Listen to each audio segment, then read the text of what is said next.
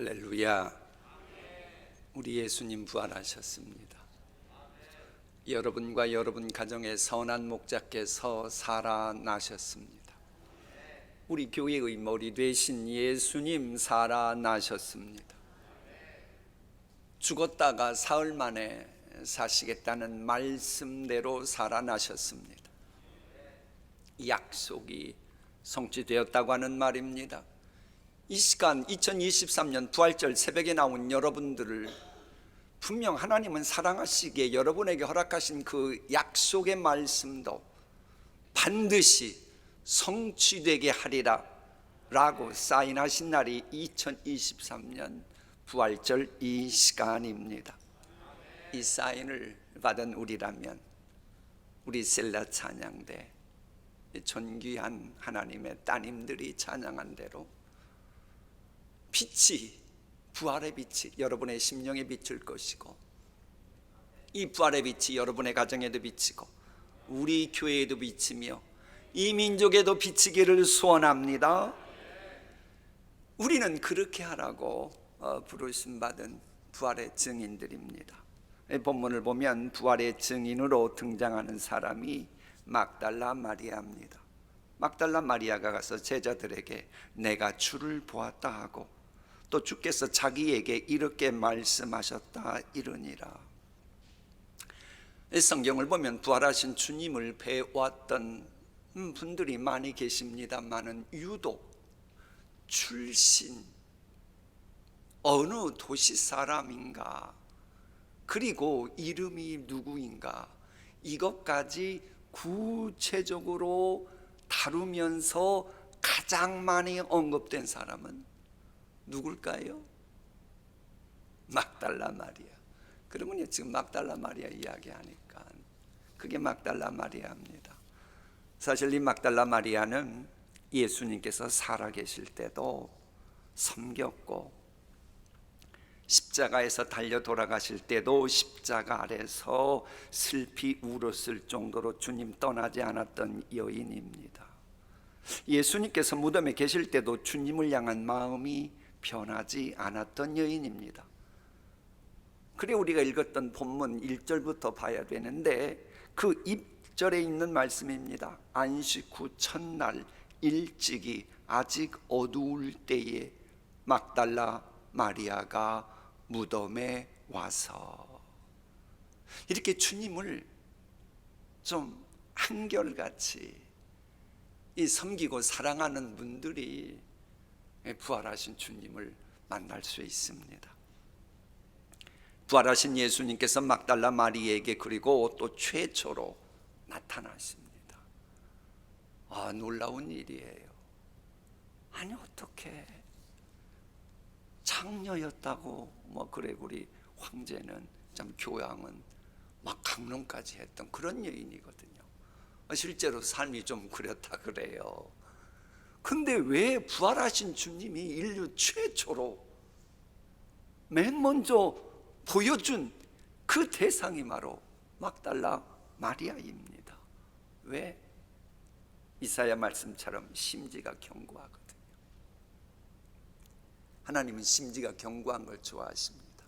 우리 장로님 기도하셨습니다마는 사랑했으면 그 처음 사랑 좀 견고하게 좀 왔다 갔다 하는 애도 그래도 꼭 붙들려고 하는 요게 있어야 합니다. 그래야 부활하신 주님을 만날 수 있습니다. 부활하신 주님은 슬퍼하는 마리아가 슬퍼하지 않는 은혜 주시기 위해서 부활하신 모양새입니다. 그렇습니다. 부활하신 예수님은 슬퍼하는 자에게 기쁨을 주시기 위해 부활하셨습니다. 실망하는 자에게는 소망을, 의심하는 자에게는 확실한 믿음을, 수치와 죄책에 빠져있는 자에게는 용서와 사랑을 주시기 위해 부활하셨습니다. 좌절하고 있는 심령에게는 새로운 사명과 용기를 가지고 살아가게 하셨습니다. 그러므로 이 시간 주님 앞에 나와 부활절 새벽 예배를 드리고 있는 여러분이 분명하다면, 여러분이 아무리 힘들고 어렵고 요즘 내가 무엇 때문에 살아야 되는지 몰라 살맛이 안 나 그런 심령일지라도 살맛나게 하는 그것을 발견하고 돌아가야 주께서 기뻐하시는 부활한 나를 축하하고 예배하러 왔구나라고 인정하시고 우리 예배를 받아주시는 것입니다. 예수님은 무덤에 계실 수가 없었어요. 왜요? 여러분 때문에. 왜요? 어려움을 겪으면서 힘들어하고 슬퍼하고 고통스러워하는 자들을 찾아가 그들을 일으켜 세워주셔야 하는 구세주 메시아, 건지시는 위로자이셨기 때문에 무덤에 계실 수가 없었던 겁니다. 누구 때문에요? 바로 나 때문에. 이렇게 고백해야 주님이 우리의 이 예배를 받아주십니다. 그래서 이런 주님을 외면하면 죄송합니다마는 피 대신 예수님 버리고 생명 버리는 것이기에 이제는 어쩔 수 없이 어둠의 세력에게 먹힘을 당하고 사망의 그림자가 다가오는 것을 보고도 어찌할 수 없을 겁니다. 부활하신 주님을 외면하면, 부활의 빛을 외면하면 당연히 어둠이 있을 수밖에요. 과연 여러분은 막달라 마리아처럼 예수님의 무덤을 찾아가는 교인이십니까? 답변은 하지 마세요. 다른 제자들이 배신하고 도망갔는데도 예수님의 시신에 향품을 바르려고 하는 막달라 마리아의 인격 분명 고매합니다. 본받을 만합니다. 요즘 같은 말세치 말일수록 끝까지 함께하는 정말로 보석 같은 분이에요. 그런데 말이죠, 이런 사람은 매력 있는 여인이긴 한데 신앙적인 여인은 아닙니다. 고매한 인격, 아름다운 인격, 드라마 작가의 주제가 될 만한, 소재거리가 될 만한 여인이긴 한데 신앙적이지는 않습니다. 살아나신 예수님이 계신데 그분을 죽은 시신처럼 여기고 무덤에서 찾아간 그게 성경적인 믿음입니까? 아름다운 이야기이긴 해도 그건 기독교가 아닙니다. 살아나신 예수님을 죽은 자 가운데서 찾는 사람은 종교인은 될 수 있어도 신앙인은 아닙니다. 과연 여러분의 가족과 교회 친구들의 신앙은 어떤 신앙입니까? 십자가에 죽고 무덤에 묻힌 예수님 시신 찾아다니는 열심입니까? 아니, 예수님이 살아나셨는데 왜 그래요? 아직까지도 예수님을 절망과 좌절과 풀리지 않는 문제의 무덤 더미에서 그저 예수 이름만 부르고 있습니까? 예수님 지금 살아나셨다니까요. 이제는 무덤에 계신 예수님 그만 찾고 부활하신 예수님 만나야 합니다. 살아나신 예수님 만나야 부활의 능력 체험하지요. 부활의 능력 체험해야 부활의 증인이 될 거 아닙니까? 막달라 마리아가 누굽니까? 말 그대로 막달라 출신의 마리아입니다. 이 막달라라고 하는 도시는 그 갈릴리 호수, 이렇게 봤을 때 제가 보기에 저쪽 9시 방향 쪽에 있는 그런 도시입니다. 이름 뜻은 망대란 이름 뜻 갖고 있는데 이 지역은 특별히 상업이 아주 성행했던 도시였고 부유층도 많았고, 근데 이 성적으로 타락했던 도시였고, 그리고 유독 그쪽 지역은 그 이교도 사람들이 많았던 그런 지역 출신이 바로 마리아라서 막달라 마리아라고 합니다. 이 여인은 마가복음 16장 9절을 보면 그런 상황 속에서 견디질 못했어요. 게다가 몸을 파는 여인이었다라고, 그래서 그런지 7 귀신 들렸던 여인입니다. 한마디로 정신 나갔던 사람이고 부끄러운 과거가 있는 사람입니다. 누가복음 7장에 보면 정신 나간 모양새가 당시 정신 장난 증세가 아니고 죄가 많은 사람으로 정신 나간 여인으로 행실조차 불량했던 여인입니다. 그래서 이 천주교에서는요, 분명 부활의 증인이라고 하는 성경은 인정은 하면서도 계속해서 막 문제 삼았어요. 사실 부활의 첫 증인으로 남자 제자들에게 전했다고 하는 것이 막달라 마리아라고 하는 성경은 인정하면서도 강론할 때는 그랬어요. 그러다가 2016년 몇 년이요? 그때 와서야 이 막달라 마리아를 기념하는, 가톨릭은 성자 성녀라 그러면 기념하는 축일이 있잖아요. 그때서야 축일로 정합니다. 그런 여인이에요. 이렇게 2000여 년 동안 무시받을 정도의 부끄러운 과거가 있던 여인, 7 귀신에 들려서 사람답게 살지도 못했고 게다가 죄 많은 부끄러움을 살았던 막달라 마리아, 그런 자신을 주님이 구원해 주셨거든요. 그런 귀신을 싹 다 쫓아내고 새로운 후반부 인생 살도록, 새로운 역사 페이지 써내려가도록 하셨거든요. 이 은혜를 못 잊는 거예요.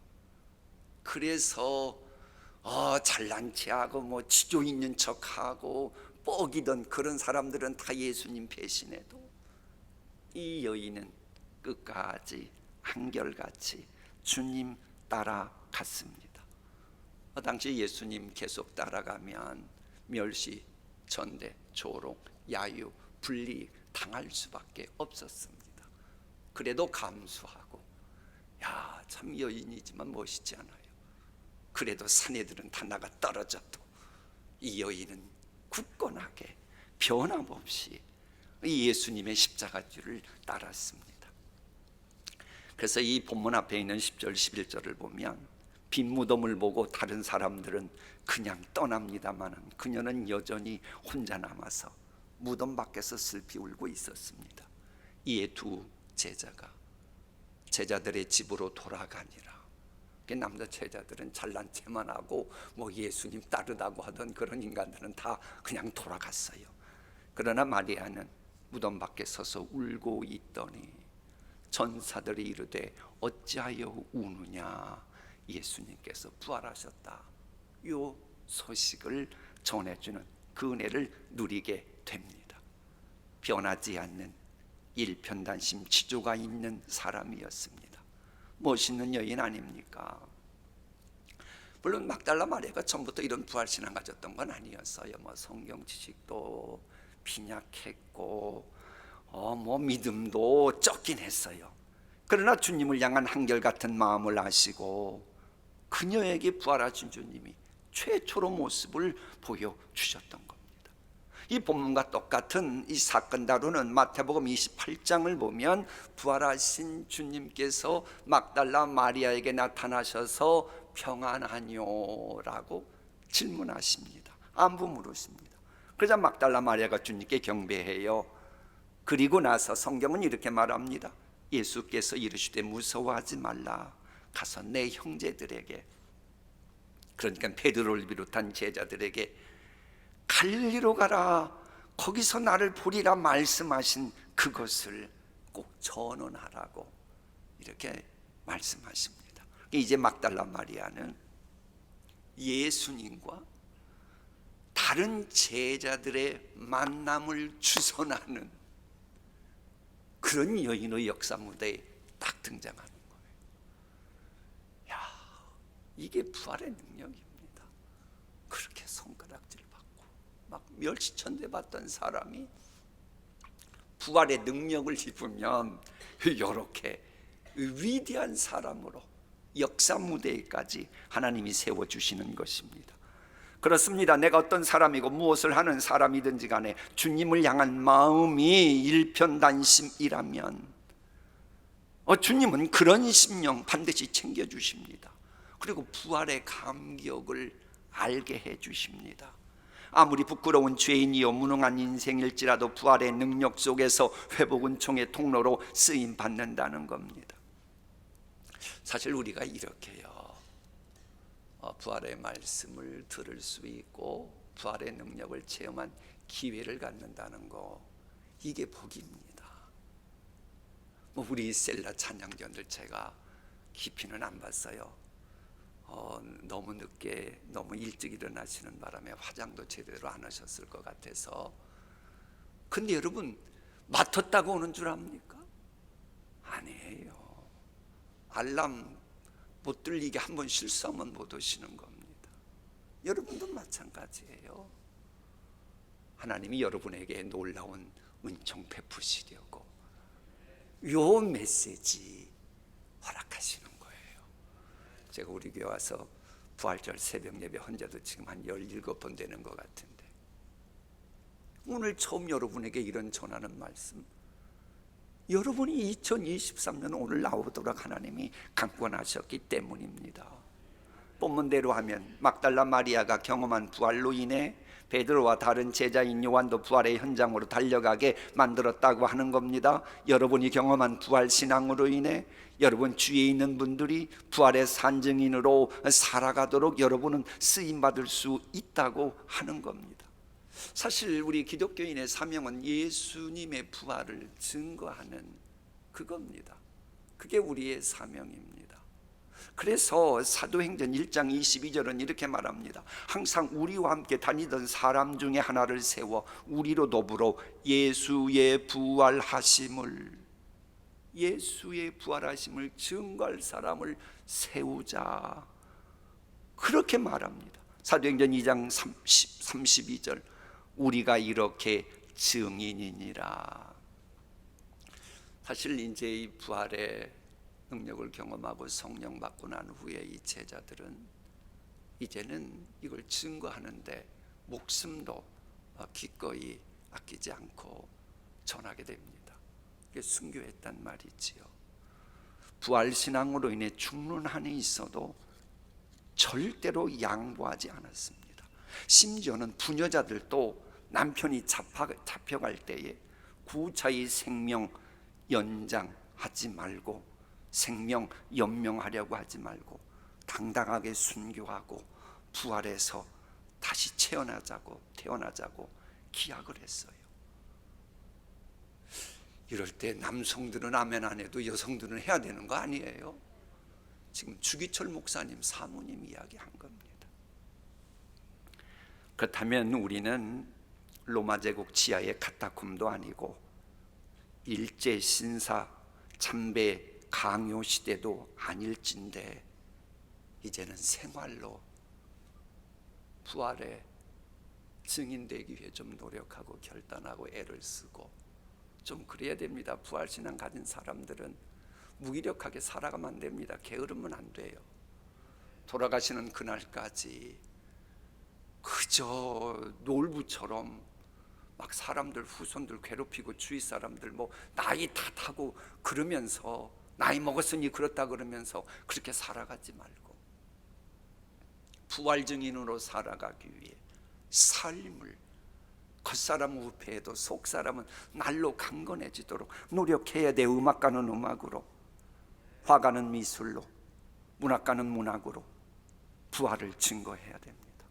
미술로 부활을 증거했던 사람들은 라파엘, 레오라, 다빈치, 미켈란젤로가 있고, 음악으로 부활 증거한 사람 핸델, 바, 베토벤이 있고, 작가로서 부활의 복음 전한 것은 단테, 신곡이 있지 않습니까? 밀턴은 신라곤 북락원으로 부활 증거했고, 신 브라우닝은 아름다운 시로 부활 증거했습니다. 가네기나 록펠라는 사업으로 부활 증거했습니다. 여러분도 삶으로 부활 증거해야 되지 않습니까? 이러면 하나님께 지혜도 구해야 되고 만남의 복도 구해야 되고 자손들을 위해서도 기도해야 되고, 우리는 죽는 그 순간까지 그래서 살아야 될 이유가 있는 거예요. 부활의 증인되기 위해 우리는 주님 앞에 은혜를 간구해야 되고 주님 앞에 내어 달리는 모습도 있어야 되는 거예요. 여러분 혼자 배부르고 등 따시라고 물론 담임 목사로서 그건 원합니다만 또 담임 목사로서 감히 말씀드리는데 부활 증인 되어야 되지 않겠습니까? 그러기 위해서 우리 삶으로도 증거해야 됩니다. 삶으로 부활을 증거하기 위해서도 난제로 생각하는 기도 제목과 관련해서도 포기하지 마세요. 다 포기하는 죽음도 깨트리시고 부활하셨잖아요. 어둠은 우리 이건 여기에 없는 건데 오늘 우리 선곡을 잘해 주셔서 어둠은요 아무리 어떤 세계 다 큰 어둠 갖고 덮쳐도 물러가지 않아요. 어둠은 딱 하나, 빛 있으면 되는 거예요. 도저히 안 되는 어둠이 있어요. 난제 있어요. 부활의 빛 비치면 그때부터 어둠이 하나씩 물러가기 시작한다니까요. 그런 부활의 증인 되기를 축복합니다. 마무리하겠습니다. 우리는 부활하신 주님을 만나기 전에 막달라 마리아처럼 신앙적인 것 같으면서도 실제로는 아무런 능력도 발휘하지 못하는 시체 같은 예수 이름 부르면서 겉으로 번지르르한 회칠한 무덤 같은 예배 속에 찾아가서 그런 시체로 있는 예수님 찾고 계시지는 않습니까? 그런 기독교인들이 많아지면 교회는 이제 망해가는 겁니다. 예배한다고 하고 부활하신 주님이 보이지 않는다면, 기도한다고 하지만 그저 정신적인 카타르시스, 하소연, 그런 심리학적인 효과만 경험하고 시원하다 그런다면 그건 종교인이지 기독교인은 아닙니다. 분명한 거 우리 믿는 예수님 살아나셨습니다. 예수님은 부활하셔서 절망하고 있는 자 이미 찾아가셨습니다. 예수님은 실망하고 좌절하는 사람, 의심하는 사람, 소망이 끊어지는 사람, 힘겹게 살아가는 사람 찾아가셔서 지금 마음 문을 두드리고 계십니다. 문 열면 되는 거예요. 열도록 우리가 해야 되는 거예요. 여러분의 사정이 어떠하든지 간에 찾아오신 부활하신 주님께서 문 두드리실 때에 만날 수 있도록 여러분이라면 여러분의 마음 문을 열고, 여러분의 가족이 마음 문을 열지 못한다면 여러분이 부활의 증인으로 문을 열도록 해야 되는 것입니다. 지금도 주님은 절망하고 있는 사람, 꿈을 포기한 채 살아가는 사람, 힘겹게 남은 여생 그저 어쩌다가 살다가 죽지 그런 사람, 이런저런 절망의 무덤에서 보루 생활하면서 소망 없이 살아가는 사람 지금 찾아가셨습니다. 여러분들이 그런 부활하신 주님을 먼저 만나고 또 그들을 위해서도 부활의 증인으로 쓰임받기를 소망합니다. 기도하시겠습니다.